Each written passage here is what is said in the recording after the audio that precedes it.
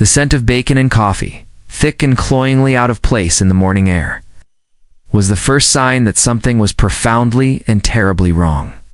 I had been hiking the last mile up the private, winding trail to my family's cabin, my heavy duffel bag slung over my shoulder, savoring the familiar, clean smell of pine needles and damp, loamy earth after a long rain. My boots crunched on familiar stones, and the air was filled with the sounds of home, the chattering of a squirrel, the distant cry of a hawk, the whisper of wind through the hemlocks. I had come home 2 weeks early from a grueling 3-month geological survey in the remote, punishing wilderness of the Yukon, dreaming of this exact moment, the quiet solitude, the scent of pine and lake water, the profound peace of a place untouched by the noise of the outside world. But the world had apparently followed me here, and it was in the middle of making a hearty breakfast, as I broke through the final stand of ancient trees into the clearing. The scene that greeted me was one of such surreal, audacious violation that my weary, travel-addled mind struggled to process it. My cabin was not the quiet, sleeping structure I had left behind. It was alive, ablaze with light, smoke puffing merrily from its stone chimney as if in celebration. My large wraparound porch, usually home to 2 old rocking chairs and a scattering of pine cones, was crowded with unfamiliar, high-end patio furniture. A bright red top-of-the-line rental kayak was propped carelessly against the railing. My private dock, where my small aluminum fishing boat should have been resting, now had to gleaming powerful jet skis tied to it, their primary colors a garish intrusion on the natural palette of the lake. For a long, frozen moment, I was convinced I had taken a wrong turn on the trail, that I had stumbled into some bizarre alternate reality, a twisted reflection of my own home, but there was no mistaking it. That was my cabin, the one my grandfather had built with his own 2 hands from the very trees on this land. My porch, my lawn, my dock, and it had been colonized. My initial confusion curdled into a cold, hard rage when I saw the sign. It was staked into the ground near my front steps, a small, professionally printed placard. It was made of the same dark green composite material as all the other official signs in the new Mountain Vista HOA. It read, with a chilling corporate politeness, "The Overlook Cabin at Mountain Vista, a premier community rental. Currently occupied. Please respect our guests' privacy." My knees felt weak. I sat down heavily on a nearby boulder, my duffel bag sliding to the ground. My cabin, my private, family-owned, legally separate cabin, a place that held the sum of all my happiest memories, had been turned into a rental property by the Homeowners Association I wasn't even a part of. I had been gone for 3 months, largely out of communication, mapping mineral deposits in a place without cell service. And in that time, the HOA hadn't just crossed a line. They had seized my property, monetized my heritage, and were now formally warning me to respect the privacy of the strangers they had installed in my home. My exhaustion from 20 hours of international travel evaporated, replaced by a surge of pure glacial rage, the kind of cold, focused fury that only comes from a profound and deeply personal violation. I knew who was behind this. There was only one person with the breathtaking arrogance, the sheer, unmitigated gall to attempt something so brazenly, so fundamentally illegal. Her name was Elizabeth Duval, and she was the new and universally dreaded president of the Mountain Vista HOA. My cabin was an island, both literally and figuratively. It sat on a 5-acre plot of old-growth forest with a simple, sturdy log cabin at its heart, a property that had existed long before the Mountain Vista development was even a blueprint. My family had sold the surrounding 1,000 acres to the developers in the late 90s. But we had kept this one, perfect piece, the part with the waterfall and the panoramic view of the valley. The deed, a document I had studied with the meticulous eye of a geologist studying a rock stratum, was ironclad.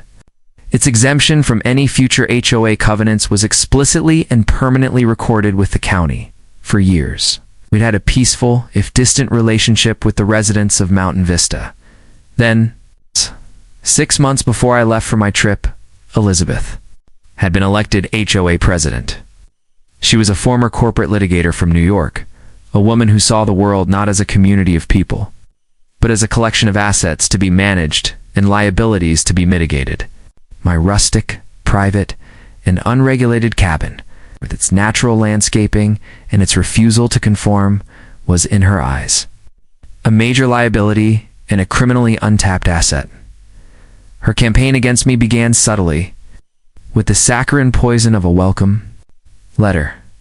It was a formal, intimidating document from the HOA's law firm, offering to absorb my property into the association. Oh, it was an act of generosity, she claimed, that would give me access to their pool and tennis courts in exchange. For a hefty monthly fee and my complete submission to their 300-page book of rules, I had politely but very firmly declined. The next phase was more aggressive. She began a campaign of complaints, a war of 1,000 paper cuts. She filed a grievance with the county that my unmanaged forest, which was in a federally protected conservation trust, was a fire hazard. The fire marshal came, toured the property with me, and declared it a model of responsible natural forest management, even asking for a copy of my fire break plan to use as an example. She complained to the environmental board that my old, but perfectly functioning, septic system was a threat to the watershed. An inspector came, ran a full battery of tests, and gave it a perfect bill of health, noting its modern, eco-friendly design. Each failed attempt seemed to fuel her obsession. She saw me not as a neighbor, but as a stubborn, non-compliant variable she could not control. Before I had left for the Yukon, she had made her boldest and most revealing move yet. She had approached me as I was packing my truck for the long trip. Mark, she had said, her voice dripping with a false syrupy concern. I am so worried about your little cabin being empty for a whole 3 months. An empty house is an invitation for vandals, for squatters. It's a liability for the whole community. It brings down our property values. I've arranged for a local friend to check on it weekly, Elizabeth, I had replied, my voice tight with impatience. It will be fine. I have a better idea, she had countered, her eyes gleaming with a strange predatory light. A way to ensure its security and generate a little income for you. The HOA is starting a premier cabin rental program for corporate retreats. We handle everything: the marketing, the cleaning, the insurance. We would list your property as the crown jewel of our portfolio. It would be occupied, secure, and you wouldn't have to worry about a thing. We would, of course, take a modest management fee. The sheer, unmitigated gall of her proposition had left me speechless.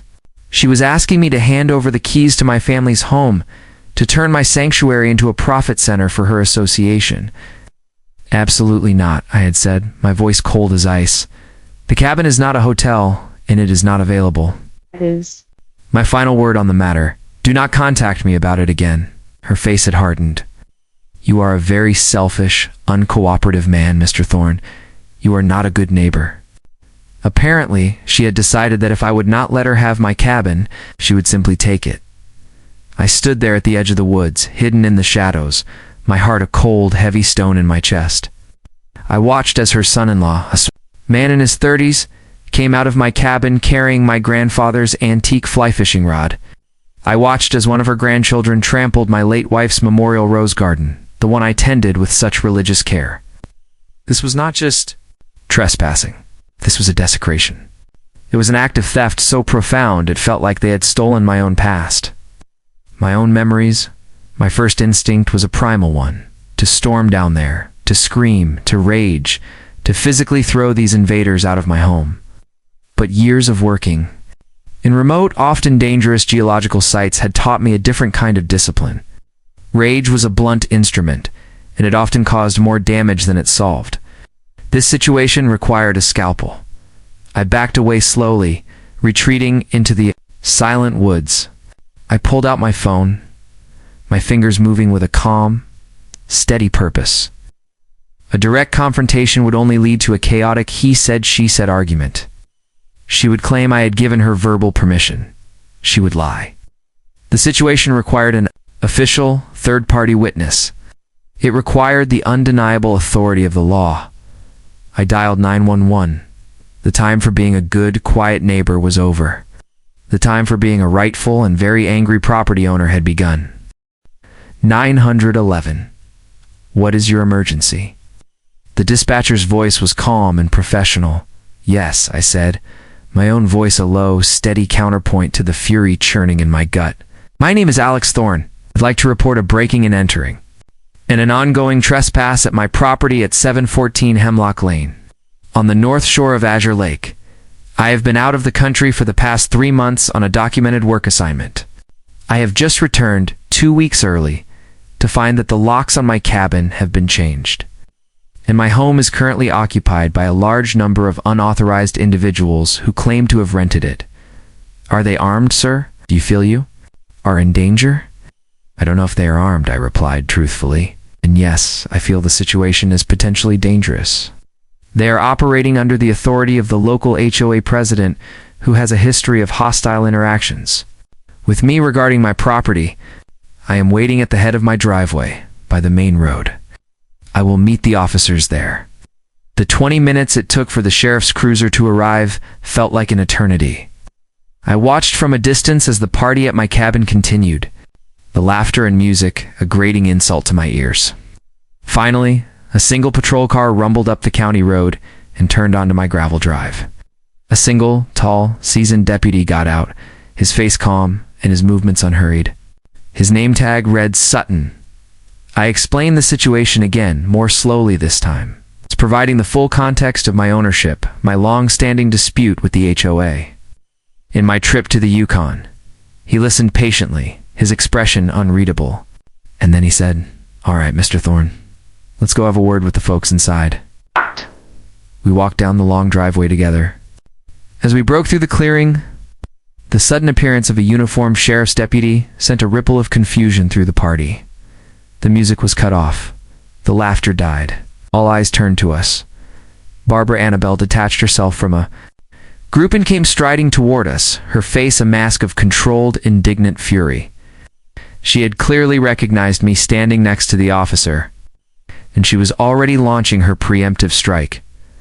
"Officer, thank God you're here," she began, her voice a symphony of feigned concern and practiced authority. "This man," she pointed a trembling finger at me, "is a disgruntled former relative of the property's previous owner. He has no legal right to be here. Showed up a few minutes ago, screaming and making threats. He is trespassing and harassing my family and our legitimate guests. We feel very threatened by his presence. I want him removed immediately." It was a bold, audacious lie, delivered with the conviction of a pathological narcissist. She was attempting to use the police to evict me from my own home. Deputy Sutton looked from her to me, his gaze lingering for a moment. He then turned back to her. "Ma'am," he began, his voice polite but firm, "this gentleman, Mr. Thorne, is the one who called us. He is claiming that he is the legal owner of this property and that you are the ones who are trespassing." Barbara let out a sharp, derisive laugh. "That's absurd. I am the president of the Mountain Vista HOA. This property was abandoned and fell into a state of neglect, a direct violation of our community's covenants, conditions, and restrictions. The association exercised its right to take control of the abandoned property to maintain community standards and security. It is now under association management. These are my family members, my guests, here with my full permission as the legal manager of the property, I see," the deputy said. He turned to me. "Mr. Thorne, do you have any documentation to support your claim of ownership?" "I do," I said. This was the moment. I unzipped a side pocket of my heavy-duty backpack and pulled out a thick, waterproof document folder. This folder went with me everywhere. "This," I said, handing a document to the deputy, "is the officially recorded grant deed for this 10-acre parcel, in my name, free and clear of all liens. And this," I handed him a second document, "is a copy of my passport, showing my entry and exit stamps from my work assignment in the Yukon, proving I was not unreachable, but was temporarily and verifiably out of the country." In this, I handed him a third sheaf of papers, to print out of the email conversation in which Miss Annabelle offered to have her son house sit in my cabin. In my explicit, written refusal of that offer, her presence here is not an act of community service. It is a premeditated and criminal act of trespass and breaking and entering based on a fraudulent claim of abandonment. Deputy Sutton took the documents and reviewed them carefully, his expression growing grimmer with every page he read. He looked from my passport to my face, then at the email chain, then back to a now pale Barbara Annabelle. The legal foundation of her entire story had just been utterly demolished. He folded the papers and handed them back to me. He then turned to face Barbara, and his voice was no longer polite. "It was as cold and hard as iron, ma'am," he said. "I have reviewed the evidence. You are the one who is trespassing. You have illegally changed the locks on a private residence, taken possession of it without the owner's consent, and have been using it for your own financial or personal gain. You have also filed a false police report against the legal owner. You have broken a significant number of state laws today." He gestured to her entire no-silent family who were watching the drama unfold in stunned horror.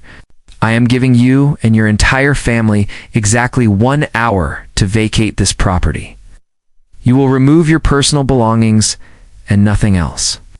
If you or any member of your family ever sets foot on this land again, you will be arrested for criminal trespass. Am I clear?"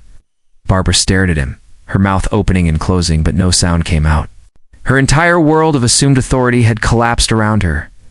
But that's not all. "Ma'am," the deputy continued, his voice relentless. He pointed to the 2 jet skis tied to my dock. "Are those yours?" They belong to my soon-in-law," she stammered. "Then your soon-in-law," the deputy said, "is in violation of the Clean Water Act. This is a protected no-motor lake. Motorized watercraft are strictly prohibited. The DNR will be issuing him a citation with a fine of up to $5,000. I'd suggest he get them out of the water immediately." He then turned to the bouncy castle, and that, according to county code, any temporary structure over 10 feet high requires a permit. "I don't suppose you have one?" Barbara just shook her head, mute and defeated. "That'll be another fine," the deputy said, with a grim satisfaction. He then delivered the final blow. "As for you, Ms. Annabelle, I am not arresting you today, though I have every right to. But I am filing a full, detailed report of this incident with the district attorney's office.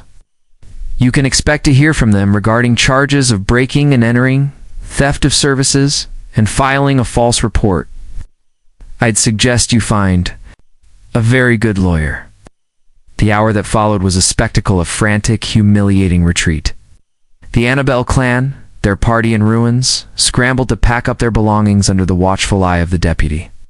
The bouncy castle was deflated. With a sad, long sigh, the jet skis were hauled out of the water. They piled into their luxury cars and drove away, a defeated army in retreat, not even daring to look in my direction. Barbara was the last to leave.